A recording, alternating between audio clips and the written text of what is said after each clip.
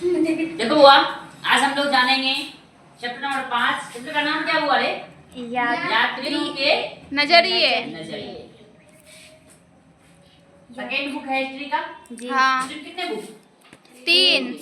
पहला खत्म जी। दूसरा का पहला चैप्टर हाँ। यात्रियों के नजरिए।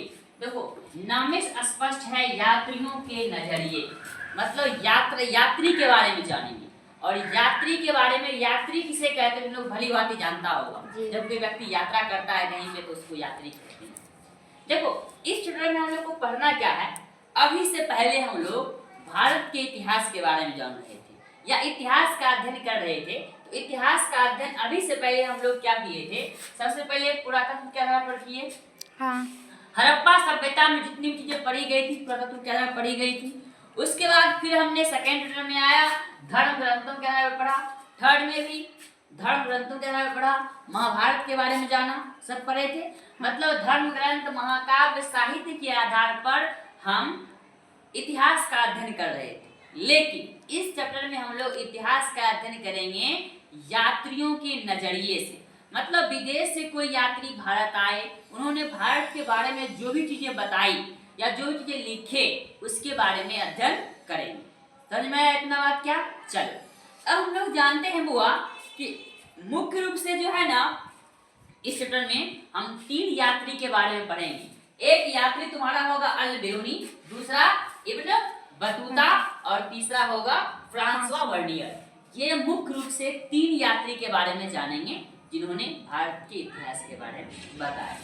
सबसे पहले हम लोग जानते हैं कि यात्रा क्यों किया जाता था, यात्रा करने के पीछे क्या रीजन था, लोग यात्रा क्यों करते थे, विदेश चलकर भारत क्यों आते थे। तो देखो सबसे पहला रीजन क्या हो सकता हुआ रे? रुचि।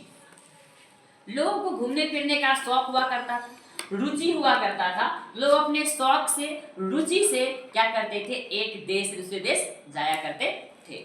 दूसरा आता हुआ व्यापार। तुम जानते हो कि अंग्रेज लोग या फिर डच लोग भारत क्यों आए थे? व्यापार करने आए थे। तो वो लोग क्या करते थे, व्यापार करने के लिए एक देश से दूसरे देश जाया करते थे। तुम लोग बड़ा अच्छा सा बात सुना होगा कि भारत का खोज वास्को डिगामा ने किया। हाँ जी। इसका मतलब क्या, वास्को डिगामा जब भारत का खोज किया था उससे पहले भारत नहीं था। था। उससे पहले भारत था, लेकिन उन्होंने भारत का खोज समुद्री मार्ग से भारत कहाँ है वो ढूंढा था। मतलब समुद्र से भारत का रास्ता ढूंढा था। किसने? Vasco da Gama. तो लोग व्यापार करने के लिए एक जगह दूसरी जगह जाया करते थे। यात्रा करना दूसरा रीजन था। तीसरा रीजन क्या होता था बोले? धर्म का प्रचार करना। लोग अपने धर्म का प्रचार करने के लिए क्या करते थे, एक देश दूसरे देश जाया करते थे।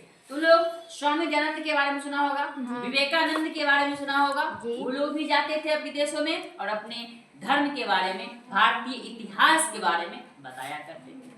अगला आता है ज्ञान की तलाश में। लोग ज्ञान की तलाश में एक जगह दूसरे जगह जाया करते थे। तो लोग नाम सुना होगा, हमारे यहाँ नालंदा विश्वविद्यालय है और बड़े ही गर्व की बात है, शान की बात है कि वो नालंदा विश्वविद्यालय हमारे बिहार में है। कितनी खुशी की बात है, जहाँ विदेश से लोग आया करते थे, चीन से लोग आया करते थे। किस चीज के लिए? ज्ञान पढ़ने के लिए, ज्ञान की तलाश में आया करते थे। आगे आया वो प्राकृतिक आपदा। जब कहीं पे प्राकृतिक आपदा आ जाता था लोग उस जगह से छोड़कर दूसरी जगह चले जाया करते थे यात्रा करने के लिए। तीसरा आता था नए अवसरों की तलाश। नए अवसर को खोजने के लिए, नए चीजों की डिस्कवरी के लिए लोग अपने एक जगह दूसरी जगह यात्रा किया करते थे। तो ये तो तुम्हारा बुआ यात्रा क्यों किया जाता था उसके पीछे का कारण। अब हम लोग जानेंगे बुआ कि जब यात्रा क्या करते थे तो क्या समस्याएं उत्पन्न होती थी, इस चीज के बारे में हम लोग जानेंगे। चलो सबसे पहला समस्या क्या था बुआ रे?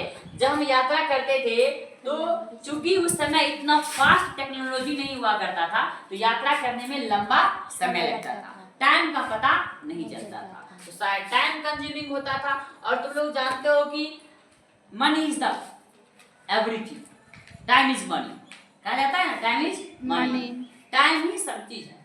टाइम अगर तुम्हारे पास, वो एक बात याद रखना, तुम लोग समय का इज्जत नहीं करते हो, समय का वैल्यू नहीं देते हो, और ये समय है तुम्हारे समय को वैल्यू देने का। अगर समय को तुम वैल्यू नहीं देते हो तो जिस दिन समय तुम्हारा वैल्यू देना खत्म कर दिया तो फिर समझ जाओ कहीं का नहीं रहोगे। इसलिए तुम अपने जीवन का एक एक क्षण, एक एक मिनट जो फालतू में गुजर रहा है उस पर ध्यान दो और उस फालतू के समय को अच्छे कामों में लगाओ, पढ़ने में लगाओ। ये जो समय की बर्बादी हो रही है बताओ कभी लौट के आएगा? नहीं। जवानी में जितना ऐश मौज करोगे बुढ़ापे में रोओगे। इसलिए जवानी में कष्ट कर दो, बुढ़ापे में अच्छे से रहोगे, ऐश करोगे। तो कहीं ना कहीं कष्ट होगा, क्यों ना जवानी में ही कष्ट कर लिया जाए। चलो आगे बढ़ते हैं। सुविधाओं का अभाव हुआ करता था। समस्या होने के रीजन ये था कि उस समय लोगों को सुविधाओं का अभाव हुआ करता था। अब देखो पहले जमाने में जो लोग यात्रा क्या करते थे वो समुद्र मार्ग से क्या करते थे? किससे क्या करते थे बोले? समुद्र मार्ग से। और समुद्री मार्ग से क्या करते थे?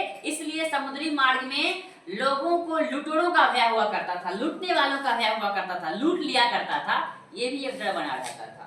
दूसरा, प्राकृतिक आपदाएं, पता नहीं कब समुद्र में लहर आया और पूरा डूब गया, मर गया, इस चीज का भय रहता था। बीमारियां, तरह तरह की बीमारियां हो सकती थी, ये भी एक समस्या का अभाव था। अगला, रास्ता भटकने का भय। अभी हम लोग को गूगल मैप है, गूगल मैप डालते हैं फलना जगह जाना है और गूगल मैप जो है आधा रोड पहुंचा देता है, तरपा भी देता है, जान भी ले लेता है। आधा रोड बना ले वहां पहुंचाता है, आगे जाकर उलट जाओ।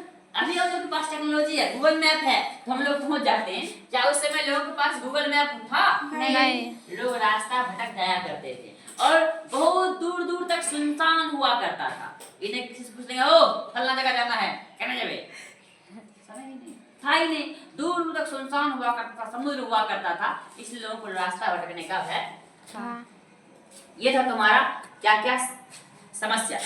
अब देखो 3 मुख्य यात्री कौन कौन आए थे, इस बात को रख लेना।